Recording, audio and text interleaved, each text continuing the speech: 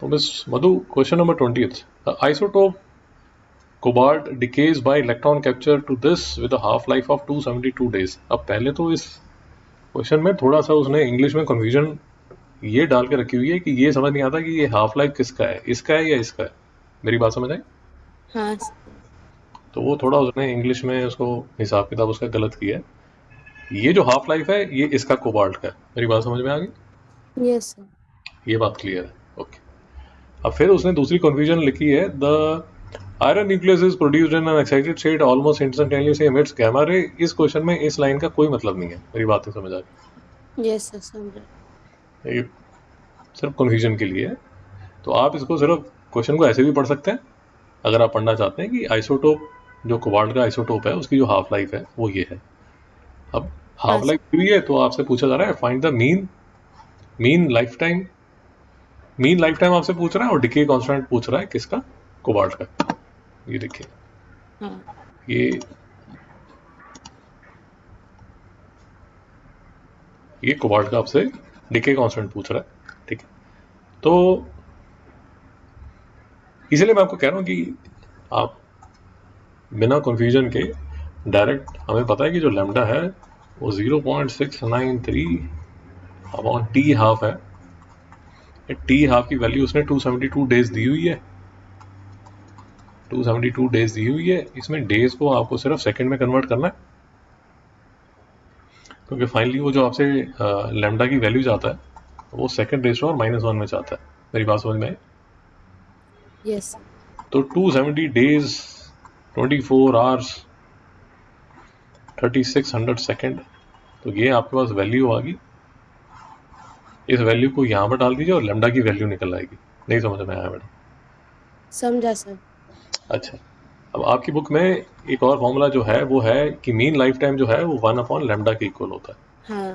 तो लैम्डा की वैल्यू आप निकल चुकी है और यहाँ पर आप डालेंगे तो आपसे मीन लाइफ टाइम की भी बस यस।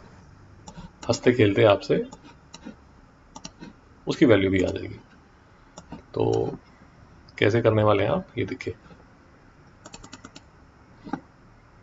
ये देखिए, ये 272 डेज है। 272 डेज को आपने सेकंड्स में कन्वर्ट कर दिया है। ये यहाँ पर ये आपने लैम्डा की वैल्यू निकाल दी। लैम्डा की वैल्यू क्योंकि सेकंड में है, ये पर सेकंड में निकाल दी। तो ये अप्रोक्सीमेटली 3 इंटू 10⁻⁻8 के 2.953 इंटू 10⁻⁸ पर सेकंड के हिसाब से आपके पास ये वैल्यू आ गई। और ये फॉर्मूला यस। यूज करके आपने 3.39 इंटू 10⁻7 सेकेंड्स, ये आपके पास मीन लाइफ टाइम की वैल्यू आ गई। सेकेंड्स में क्यों कन्वर्ट आपने किया था? क्योंकि अगर आप बुक से मैच करेंगे तो आपकी बुक में ये देखिए, ये जो है ये पर सेकंड है और ये जो है ये सेकंड है। या उसने यूनिट में लिखा हुआ, यूनिट आपको पता होना चाहिए क्योंकि वो मीन लाइफ की बात कर रहा है, इसलिए इसका जो यूनिट है वो सेकंड है। बस मतलब यहाँ तक यस। क्लियर है क्या? Yes sir. अगर यहाँ तक क्लियर है तो फर्स्ट पार्ट में बेसिकली उसने आपको लैम्डा की वैल्यू निकाल दी है। लैम्डा की वैल्यू अब आपके पास आ चुकी है। अब देखिए नेक्स्ट पार्ट पढ़ते हैं। नेक्स्ट पार्ट में वो कहता है आपको कि if the activity of the radiation source is इतना now, how many nuclei does the source contain. तो अभी का जो आपसे एक्टिविटी रेट पूछा जा रहा है, एक्टिविटी रेट जो आपको बताया जा रहा है वो ये है। ये देखिए हाँ। जहां पर भी माइक्रो क्यूरी मतलब 10 10⁻⁻6। रेज़ टू -6 इंटू 3.7 शाबाश। और क्यूरी आपको पता है कि अगर आप कन्वर्ट करना चाहते हैं तो वो किसके इक्वल होगा? 3.7 3.7 into into 10 10 raise to 10 10 disintegration degrees. पर सेकेंड। मिस मधु, हाँ क्लियर? सर। Yes sir. तो बेसिकली ये जो आपको दिया जा रहा है 2 माइक्रो क्यूरी, इसमें ये फैक्टर इंटू 2 आपको करना पड़ेगा। नहीं समझ में आया? यस सर, समझा। ये जो है ये activity at a certain time T है। नहीं समझ में हाँ, आया? समझा sir. Lambda madam first part में आप निकाल चुके हैं। तो अब आपसे पूछ क्या रहा है कि सर उस टाइम उस सोर्स में कितने न्यूक्लियाई बचे हैं? तो फॉर्मूला जो हाँ आपके पास है वो है A T is equal to lambda N T. ये आपको बता दिया, ये उसने दिया है, ये आपने ए पार्ट में निकाल लिया, तो एन टी आप निकाल पाएंगे। नहीं समझ में आया मैडम? यस सर, समझा। तो 2 मिनट लगा के इसकी कैलकुलेशन भी देख लीजिए। लॉग आपको आने चाहिए, जब आप क्वेश्चन निकाल रहे हैं तो कैलकुलेटर से फटाफट निकाल लीजिए, बट लॉग कैसे यूज करना है वो आपको आना चाहिए। ये देखिए, क्योंकि आप क्वेश्चन करते टाइम लॉग यूज करेंगे तो टाइम ज़्यादा होगा, आप थक जाएंगे। ये 2 माइक्रो क्यूरी को मैंने, ये देखिए, ये डिके पर सेकंड में कन्वर्ट कर दिया। लैम्डा मैं निकाल चुका हूँ पहले, मैंने जब ये वैल्यू डाली तो ये जो मेरा आंसर आया, ये नंबर ऑफ न्यूक्लियाई या नंबर ऑफ एटम्स है। इसमें तो कोई डाउट है? No sir, no doubt. Okay, तो ये आ गया आपका बी पार्ट।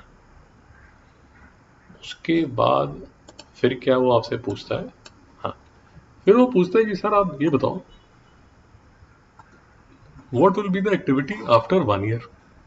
अब A T is equal to A naught e raise और माइनस लैम्डा टी, ये फॉर्मूला हाँ आपके पास है। ये जो है, ये जो है ये आपने निकालना है। ये यस निकालना है कब? 1 साल के बाद। तो कहने का मतलब जो टी होगा वो होगा 1 ईयर।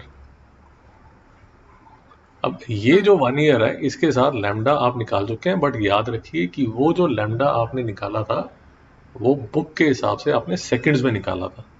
अब यस। वो जो मुसीबत है उसको आपको वापस कन्वर्ट करना पड़ेगा ईयर में, ताकि इसके साथ मैच कर सके। मेरी बात समझ आ हाँ रही? सर, हाँ समझा।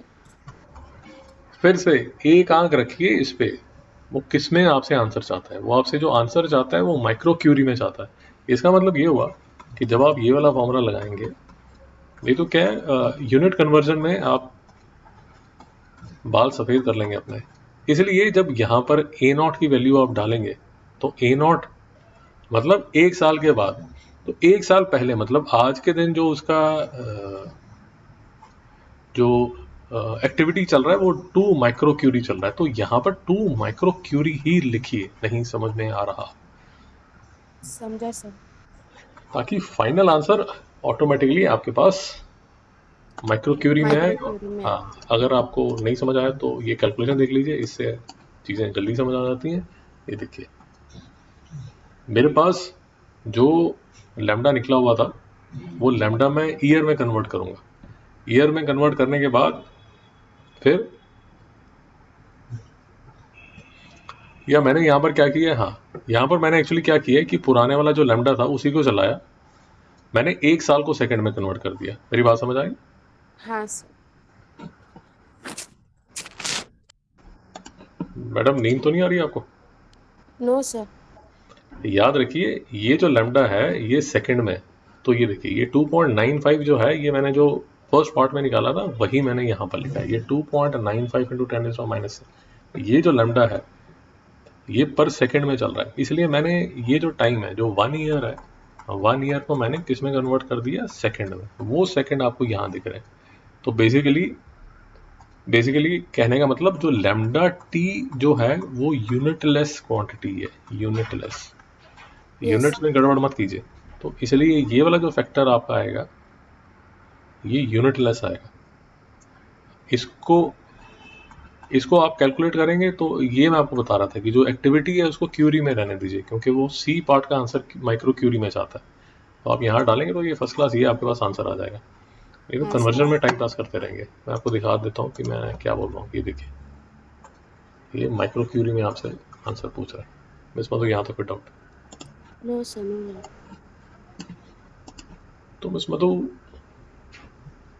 ये सब ताम झाम करने के बाद ये वाले जो न्यूमेरिकल्स हैं 2, ये करते हैं कल, क्योंकि इसमें थोड़ा सा समझाना पड़ेगा मुझे। हाँ सर। तो ये कल करते हैं। मीनवाइल अगर आप करना चाहते हैं, थोड़ा सा और आप प्रैक्टिस करना चाहते हैं, तो जो सॉल्व एग्जाम्पल्स हैं वो सॉल्व एग्जाम्पल भी एक बार देख लीजिए, क्योंकि वो भी अच्छे क्वेश्चन हैं। 15.9, 15.10 अच्छे क्वेश्चन है। Okay sir. 15.11 थोड़ा सा टेढ़ा है। ये 3 सॉल्व एग्जाम्पल्स भी एक बार देख लीजिए। अगर यस आपको कोई डाउट होगा तो कल ये भी डिस्कस कर लेंगे। ठीक है madam? Sir. Okay sir. Okay madam, see bye sir, thank you sir. You. Bye.